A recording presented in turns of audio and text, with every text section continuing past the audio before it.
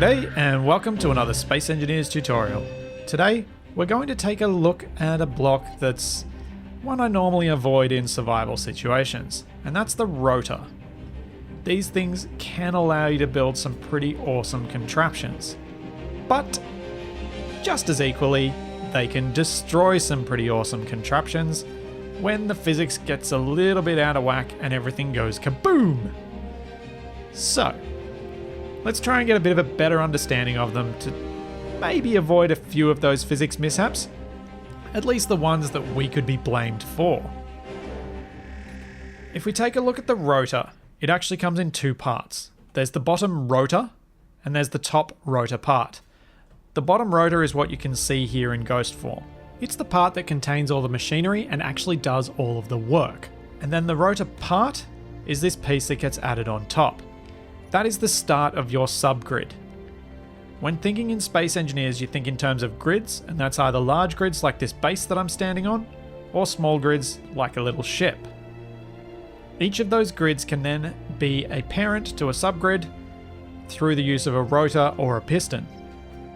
And that's what these rotor parts start. You've also got a different type of rotor, which is the advanced rotor. And you can clearly see the difference between the two here. The advanced rotor on top has a conveyor port. It also has one on the bottom, but we can't see that unless we do a little trick. With the standard rotor, it will actually attach to things directly on its side. You don't need to have something on its base. We can place it like that and it'll work just fine.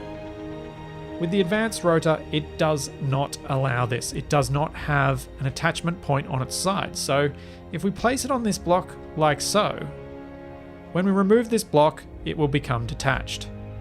You can see that here. You can also see the conveyor port on the bottom when we do that. When we remove one of these blocks, you can see the two parts. We'll remove the bottom rotor piece, and you can see that rotor part comes loose. Let's take a closer look at the rotor machinery itself. What you've got is the bottom part with these numbers around it, from 0 all the way around to 315 and back to 0, that move around in a clockwise direction. And the top part, you've got this marker. To my mind, I cannot work out why this marker is 90 degrees off from where it should be. If we look in the console, we can see that this rotor is called rotor begin. If we type in that, we can see that it says its current angle is 0 degrees. One would think that this marker would be at 0. It's not. It's always set 90 degrees behind there, which made it very difficult for me to figure these things out when I first started using them. What I like to do instead is place a couple of blocks that indicate which direction this thing is going to be moving in to help me work out which way I want it to spin. So right now, this angled block is pointing out the 0 direction.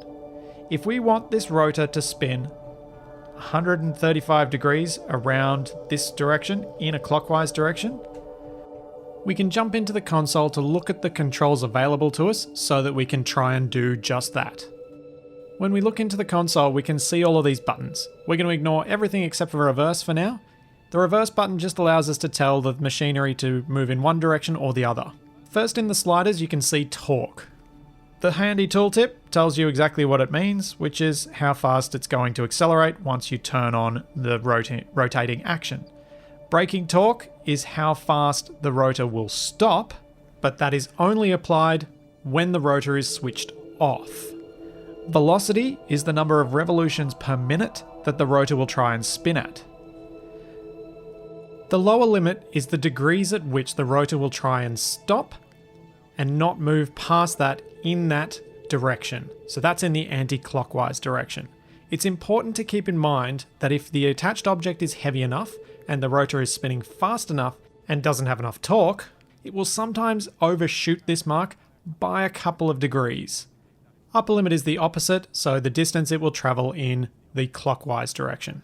Rotor displacement, the default is 0, and we'll look into some changes of that shortly.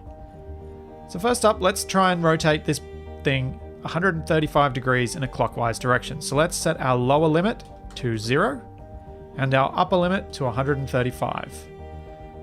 To get this thing spinning, we're also going to need a velocity, so let's make it 1.5. And you'll see that it's started spinning straight away, because the rotor was already trying to spin in the clockwise direction. You can see that if we look at this from above, it's spinning in a clockwise direction, and will stop at 135. What if we wanted this to spin in an anti-clockwise or negative direction? How can we work that out? Well, you can't just look at these markers on the side of the rotor. That's because these are the degrees if we're traveling around in a clockwise direction. If we want to travel in an anti-clockwise direction, we need to think about it starting at 0 and then work it out for ourselves. So minus 45, minus 90, minus 135, minus 180. And that will allow it to spin in that direction. So we're currently at 135 degrees. Let's set this rotor up so that it will spin back to where the 270 degrees marker is, but in an anti-clockwise direction. To do that, we will set up our rotor to spin with a lower limit of minus 90. Unlike last time, as soon as we set this, it didn't start moving, and that's because it's still trying to push against that 135 in the clockwise direction. So if we reverse its spin, it's going to start spinning anti-clockwise. And when it reaches that minus 90 degree position, what it reads on the side as 270, it should come to a stop. And right now I'm wishing I'd set this to a higher spin speed. A couple more revolutions per minute would have made this a little bit quicker. And we're almost there. We can even stand on this thing. And there we go. It stops. And it stops exactly where we wanted it to. So what about that offset parameter that we looked at? Well, that's where this little next rig comes in. What we've got here is a rotor set up attached to a few blast door blocks. If we place some armor blocks here, you can see that there's a gap. That gap is 40 centimeters. I can prove that that gap's 40 centimeters by doing this. We head in. This is rotor 3 that's attached to that door, and we go down to where rotor displacement is. The minimum rotor displacement is dead flat, which is minus 40. Now if we go and look at these blocks, they are perfectly abutting one another. Their collision bodies are in exact alignment. Since you've now got the collision mesh of these blocks directly attached to these blocks, this rotor is not going to be able to spin. So if we reverse its direction with its upper limit set to 90, which should bring the door out towards us, it's going to do nothing. It's going to do nothing until we remove these blocks from being in the way, which we can do like so. Or, with those blocks back in place, everything's stuck again, we can get it moving again, not by removing those armor blocks, but by adjusting the displacement. We can use the displacement to create a gap between the armor blocks and those blast door blocks. It doesn't need to be a large margin. We can barely see between these, or if those armor edges weren't on, we could barely see between them. But it's enough to stop the collision mesh of the armor block and the blast door block from actually interacting.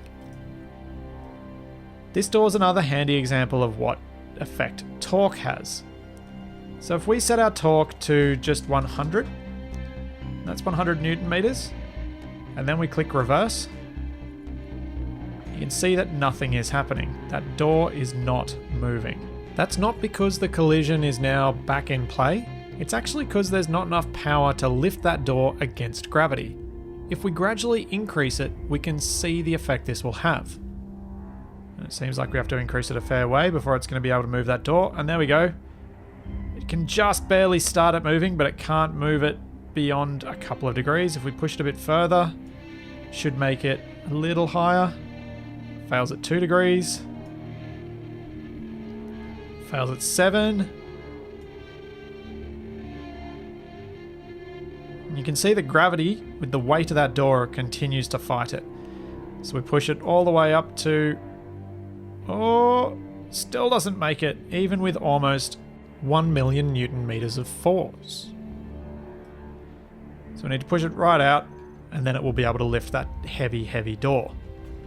Keep this in mind if you're building a large door. You may want to open them in a different direction if they're going to prove too heavy for your rotor. If we look at this door, it looks a little different. We've got these blast door edges down this side and down this side. What that allows us to do is place those blocks just like the other one, except we can also set our rotor displacement to -40. Set our velocity to 2, and you can see that it still moves. This thing is going to spin around and around without any problems. The reason for that is because of the way the collision meshes for these blocks were designed. They were meant to allow this sort of function where visually there is no gap or almost no gap, but in terms of the game's physics, there is a very small gap. We can see that if we go into the debug menu. Turn on debug drawer and physics, and then we get these weird glowing blue and red things on various blocks. What we have here are the different collision meshes. You can see the rotor head has this red one, the rotor base has this blue rectangular prism, and these blast door edges have a very special collision mesh.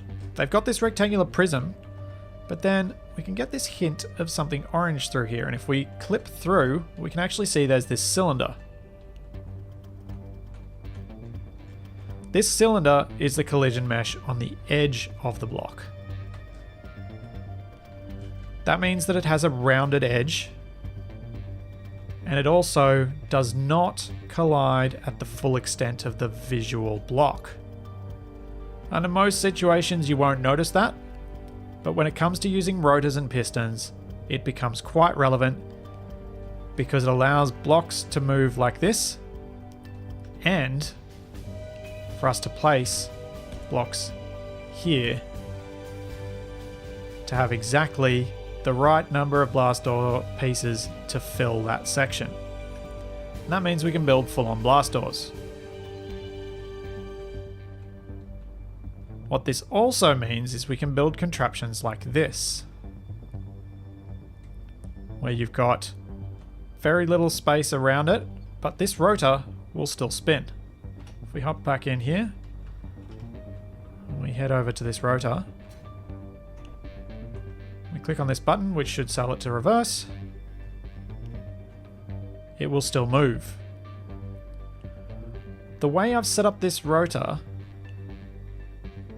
is to take advantage of these spaces up the space up the top that these blast door edges allow us, to give us a bit of clearance down the bottom here so that this piece doesn't scrape on this wall.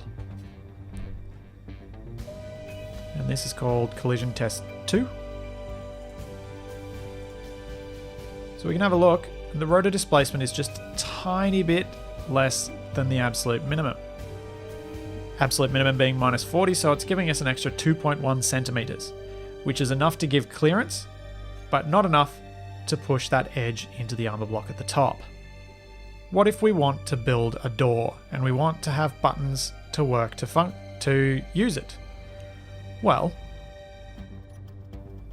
we can place a rotor like so, attach all these blast door pieces to it, enough to fill a nice 3x3 space. We don't need to have the rotor straight over this gap, and if we did, then we'd only leave a 2x3 opening because the rotor would spin about this piece. We want to leave the 3x3. So we can create a little alcove for this door. If we build some walls like so. The door's 4 pieces long, so we're going to need 4 blocks there. 1, 2, 3, 4.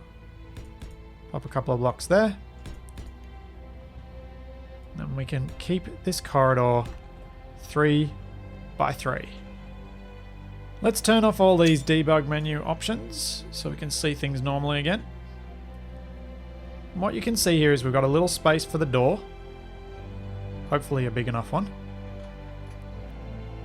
And the rotor set up in the corner there.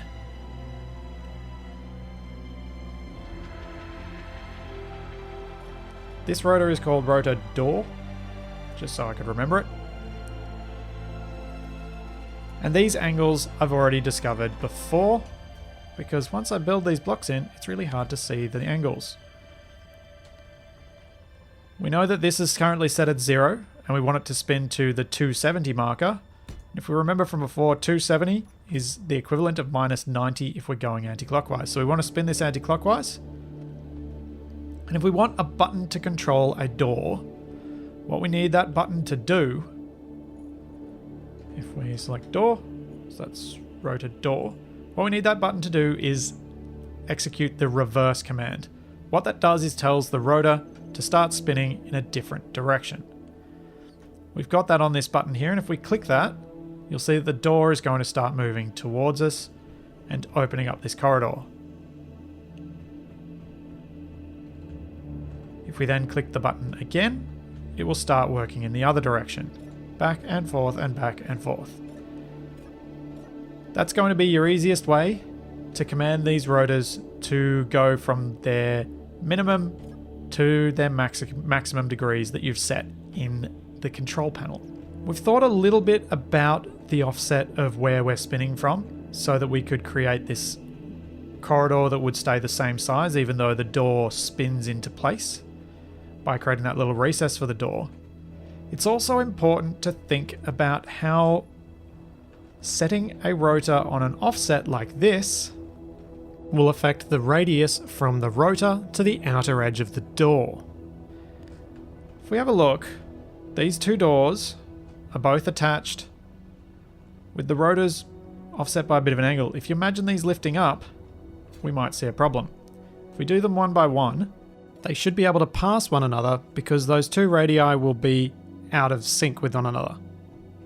That might not be the case if we try to move them together. So we could either set them on a timer to be out of sync, or we can try something a little different.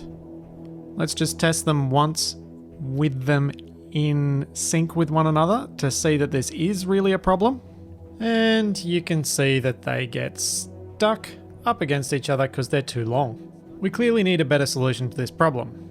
There might come a time where we're actually forced to have our rotors in an offset that makes the radii too large for double doors to work, and single door would be too heavy for the torque that the rotor can generate. Is there a solution? Well, yeah. Fiddle with merge blocks to get two rotors onto the same grid, or use a second pair. Since power will flow through rotors in both directions, you can attach a rotor to a subgrid to create another subgrid. What else you can do is allow rotors to freely spin. If we watch these doors open, you'll see that these blocks, these blast door blocks I should say, are actually spinning according to gravity only. They're not spinning under their own active force, and if we close the doors again, you might get another idea of that. You can see that they're still pushing up against those armor blocks, and as soon as they level out enough, they'll start going flat, start spinning back the other way. There we go. They'll kind of rock into place and close and then lock. That's because these two rotors, this one in green here and this one in green here, are both set to off. And this is where that braking torque comes in. If we have a look in our control terminal, you'll see the usual white things, but then you're also going to see these yellow and green and other colored blocks. Those are subgrids. You've probably seen these before when you've connected a small ship to a station. The small ship, if you're piloting it, will show up white, and all of the station's blocks will show up in a different color. The same is true of rotors and pistons. So our rotor double left one is the rotor that's attached to the station, and this is our second rotor. Notice that I've toggled it off, and then I've also applied some braking torque. A small amount so that this will spin relatively freely, but not so that it will spin so freely that it might damage the armor block that it's going to rest up against, just so that it can spin relatively okay. We also want these to be fairly locked in position so they're not easily pushed out of the way. So to demonstrate the difference between braking torque, the right rotor is set to 100 and the left, let's set it to its max. 33.6 meganewtons. Let's see what happens. If we press this button, you'll see that the one on the left is now stuck rigid in its normal position, whereas the one on the right is resting up against its arm like it was designed to do. And even when we get right up here where you'd expect that gravity would be applying a fair bit of force, the rotor's braking torque is still greater and is keeping that thing rigid. When we close, we'll see the same thing. It's just going to go down basically like one of these doors does. The next thing I want to demonstrate about rotors is the versatility of the rotor head.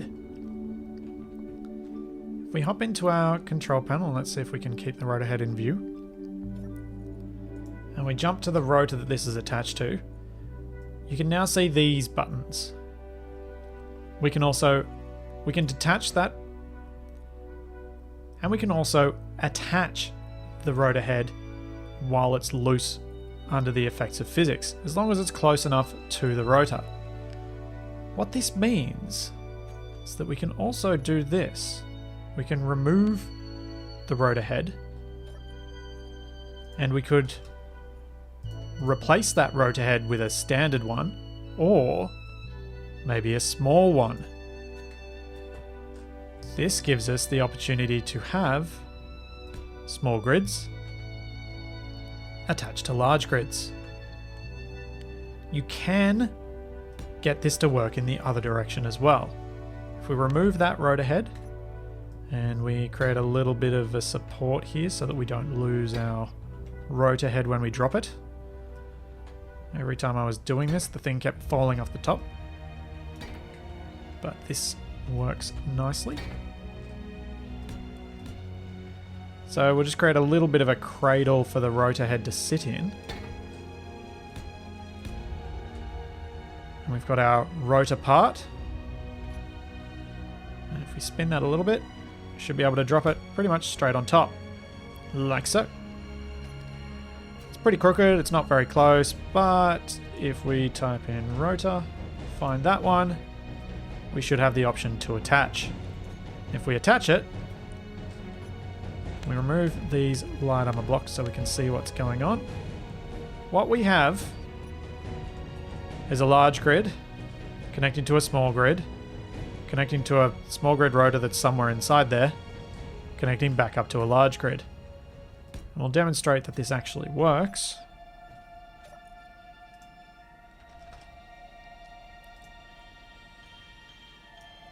Let's set our velocity to 2. And you can see that that top part's spinning. And with our little one,